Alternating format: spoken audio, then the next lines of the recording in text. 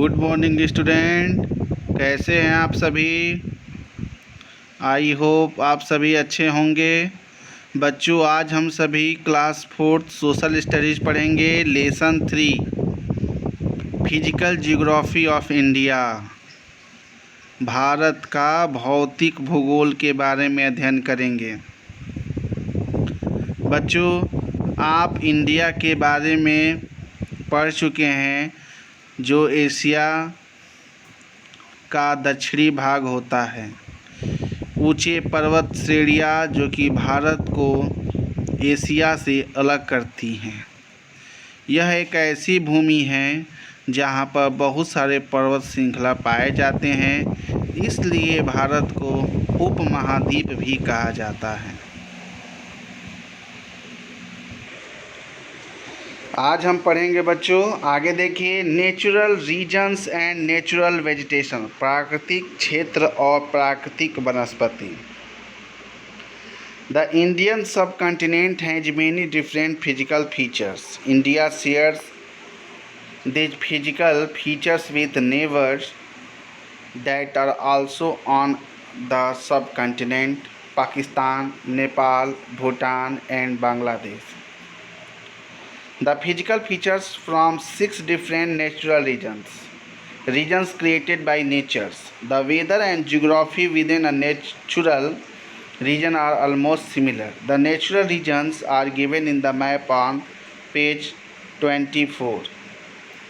Match the color in the legend with the colors in the map to find each region.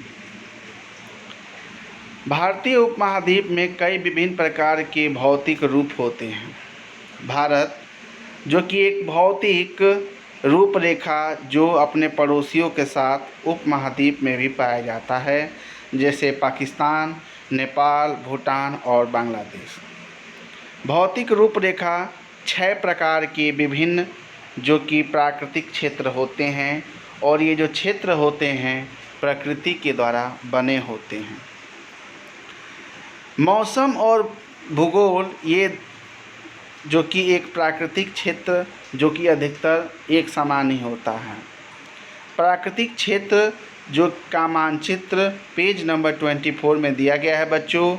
इसमें colour को मिलाना है और जिस कलर में है उस कलर से ही इस क्षेत्र को रंगना है। जैसे देखिए दिया गया है रेड, ग्रीन, वाइट, ये सब दिया गया है।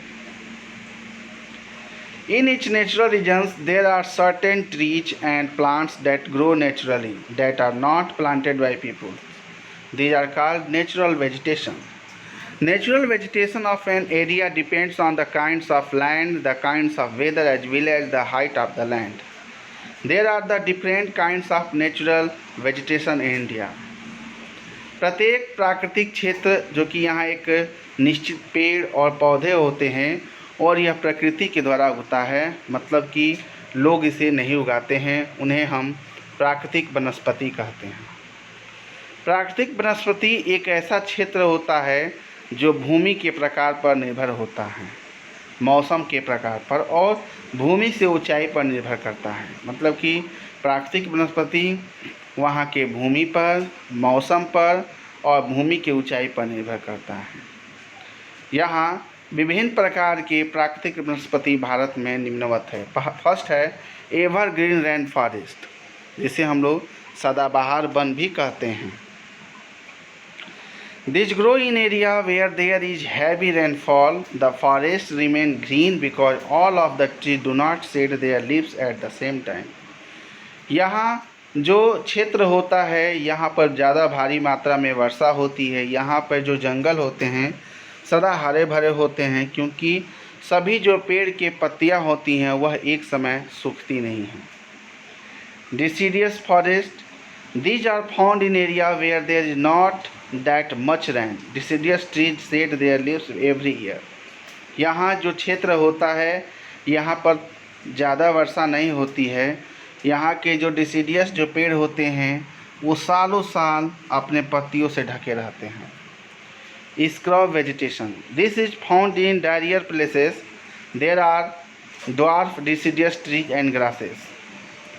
यह जो क्षेत्र होता है सूखे स्थान पे होता है यहाँ जो पेड़ होते हैं बौने होते हैं और घासें होती हैं। Mangrove forest desert vegetation. This is found in the desert area. Plants have long roots to search the water for water and thick stem to store water. यह जो क्षेत्र होता है रेगिस्तान क्षेत्र में होता है जहाँ बालू होता है। पौधे जो होते हैं लंबे इसके जड़ होते हैं जो कि पानी को खोजते हैं, पानी जहाँ तक है वहाँ तक इसका जड़ जाता है और इसके तने मोटे होते हैं पानी इकट्ठा करने के लिए। Mangrove forest, these grow along the coast. Mangrove trees have roots that can also be seen above the ground.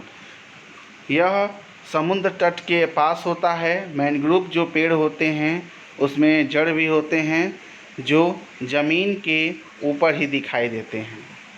Mountain vegetation, पर्वतीय वनस्पति। In the lower hills there are forest like bamboo forest. On the higher mountains there are forest of trees like conifers. These trees have needle-like leaves and woody cones which contains their seed. The highest slope mostly have only grass and flowers. जो पहाड़ होते हैं छोटे होते हैं वहाँ पर bamboo forest जैसे होते हैं, बैम्बो होते हैं बाँस, और अन्य जो ऊंचे पर्वत होते हैं यहाँ पर पेड़ पाए जाते हैं कैनिफस की तरह। यहाँ निडिल सुई की तरह चुभने वाले पत्ते होते हैं, लकड़ियाँ कोन होती हैं, कोन के आकार की, जिसमें बीज होते हैं। जो सबसे ऊंचा ढलाव पहाड़ होता है वहाँ पर केवल घास और फूल होते हैं। In many parts forest have been cut down for different reason such as the clear land to grow food. Bharat के कई भाग में जो जंगल हैं उनको धीरे धीरे विभिन्न क्षेत्र कारणों के द्वारा काटा जा रहा है और उसमें अधिकतर भोजन को उगाने के लिए किया जा रहा है। The northern mountains and hills of the north east, उत्तरी पर्वत और उत्तर पूर्व के पहाड़। Many ranges of 5 mountains curve across north India. These are the Himalaya, the highest mountain in the world. They form a natural boundary between India and the large part of Asia. Two neighboring countries, Nepal and Bhutan, are situated in these mountains. Geographers have divided the northern mountains according to their height. कई ऐसी जो पहाड़ ऊंचे पर्वत की जो श्रृंखला होती है वह भारत के उत्तर में वक्रानुसार होती हैं। उनमें से हिमालय पर्वत जो कि विश्व का सबसे ऊंचा पर्वत होता है, वे एक प्राकृतिक सीमा रेखा भारत और एशिया के बड़े पार्ट को विभाजित करता है। दो पड़ोसी देश नेपाल और भूटान जो कि इस पर्वत पे ही अवस्थित हैं। भूगोलवेत्ता जो कि उत्तरी पर्वत को उनके ऊंचाई के रूप में बांटे हैं। पहला है Himadri. These are the highest mountains. They are also called the Greater Himalaya. They get heavy snowfall, and are always covered in snow. It is very cold here, both in summer and winter. There is no plant or animal life. High mountains like Mount Everest, Mountain Kanchenjunga, or the Greater Himalaya.